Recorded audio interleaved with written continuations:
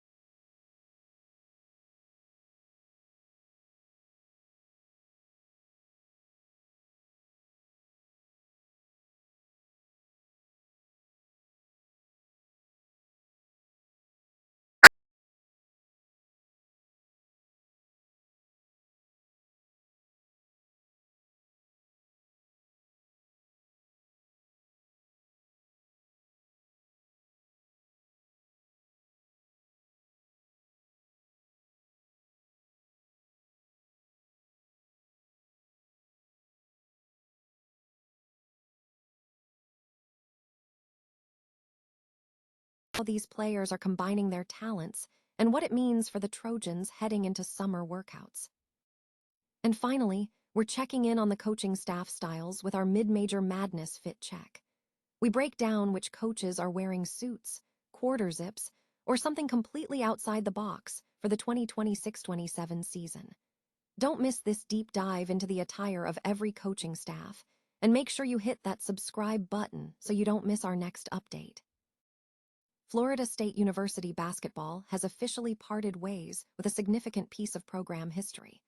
The memorabilia in question is a banner raised in 2020 by Leonard Hamilton's team, which celebrated the squad's number 4 national ranking in that season, despite the conference and NCAA tournaments being canceled due to COVID-19. The banner read, "NCAA canceled, 4 final ranking, 2020. This banner, which is a rare artifact of the program's history, is now in the possession of Dan Katz, the big cat from Barstool Sports. Katz shared the news on X, announcing that he had secured another piece of memorabilia and mentioned plans to raise a banner in Chicago with Luke Laux in a couple of weeks, accompanied by a photo of the banner. Katz is recognized for collecting highly rare items, including a bathroom trough from the Buffalo Bills' former stadium and a banner from the Los Angeles Chargers' San Diego era. Fans of Florida State are expected to deeply miss this 2020 banner, marking a transition in the program's historical assets. LSU's high-priced pursuit of Israeli guard Yam Madar is raising serious questions about the rebuilding strategy for Will Wade's team, according to CBS Sports. Reports indicate that LSU is prepared to offer the 25-year-old guard a salary estimated at $5 million. Madar is a high-level role player in the EuroLeague and Israeli leagues, averaging 11.1 points and 3.9 assists over 16 games, though his advanced age presents a significant hurdle regarding collegiate eligibility. The investment in Madar signals uncertainty regarding LSU's direction. Statistically, his production is more aligned with a solid collegiate role player rather than a high-priced star. Furthermore, his eligibility status is unclear, particularly concerning potential new NCAA rules. The Division I cabinet is reportedly considering a 5-for-5 eligibility proposal, which would standardize eligibility based on age, potentially complicating cases involving military service. If the new rules apply uniformly, Madar's case for eligibility would be tenuous, as he will turn 26 during the 2026-27 season. This situation highlights the complexities of handling international players for nil compensation, where eligibility is often determined case by case. LSU's roster situation suggests Wade is actively seeking talent. The Tigers have secured 3 transfers from the 40th ranked transfer class and 2 international players. The pursuit of Madar, alongside interest in Italian League wing Saliu Niang, underscores Wade's aggressive strategy targeting high-dollar international talent to compete in the SEC. However, the reported salary and Madar's uncertain eligibility suggest LSU may be overpaying for a player whose production might not justify the expense as the Tigers aim to regain competitiveness following Wade's return. With only 3 uncommitted players from the top 85 transfer rankings currently exploring the NBA draft, the international market remains Wade's primary avenue for roster reinforcement.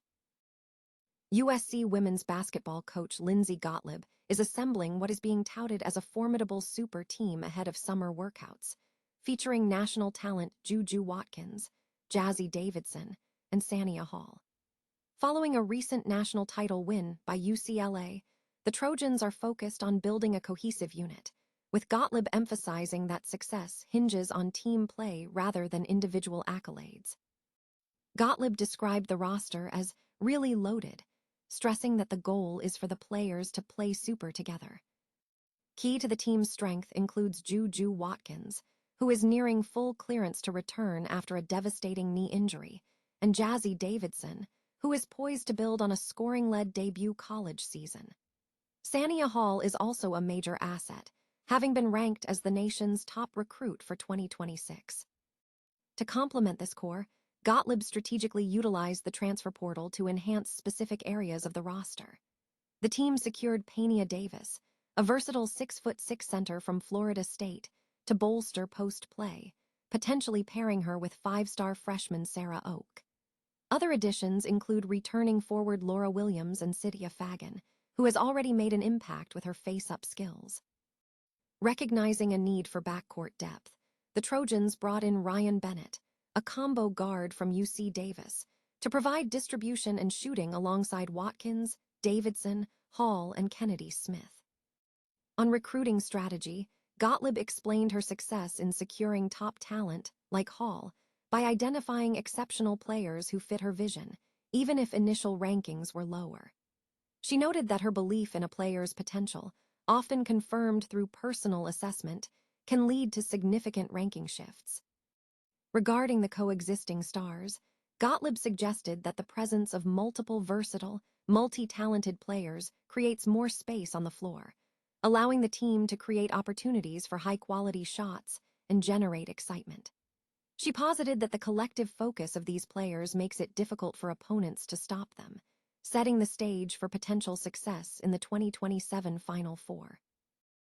A detailed analysis of coaching staff attire for the 2026-27 NCAA tournament field has been compiled, offering insights into which coaches opt for traditional suits, quarter zips, or unique styles.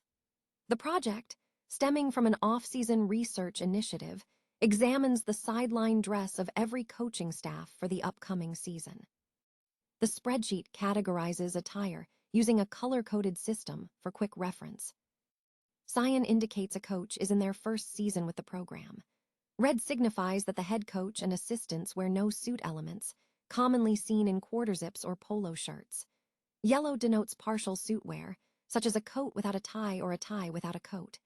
Green marks full suit attire, including a coat and tie. Purple highlights coaches who wear unconventional looks, such as Hawaiian shirts or military uniforms. The methodology relies on the coach's most recent game as a head coach to determine attire, with specific rules applied for first-year coaches and those transitioning between roles. The data includes specific notations for game dates, differentiating between seasons and prior coaching history. The author is actively seeking feedback to refine the data, emphasizing that the most recent game may not always reflect a coach's typical seasonal attire. Interested parties are encouraged to provide corrections or suggestions via Twitter direct messages at @DrewGentile or email droom427@gmail.com.